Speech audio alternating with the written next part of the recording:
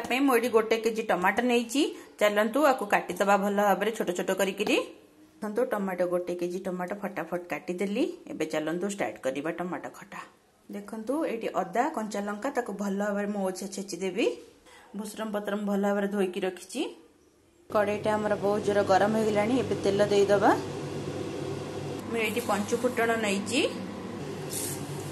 अदा कंचा लंकार छेचा देदबा। करीपत्र देदबा। टमाटो को देदबा। पछपट टी लौटी दबा। हलदी लुण भल भाव गोटे मिक्स करदबा। मुझे गुड़ देदेवी। गुड़ यूज करे। आपण मैंने चाहिए भी चीनी दे पारे। गुड़ खटाटा बहुत टेस्ट लगे।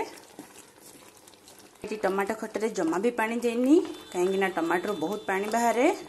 भले के दाबी दौची। मोर टमाटो खटा टिके सुंदर भाव में गलानी। एबे टिके नड़िया कोरा ता ऊपर देदबा। एबे मु नड़िया कोराटी पकेबी। पकेकी ताको 5 मिनट फुटेबी। भल भाव में गोड़े देवी। तापरे जीरा लंका गुंड तापरे ऊपर गोटे देदेवी 1 चम्मच।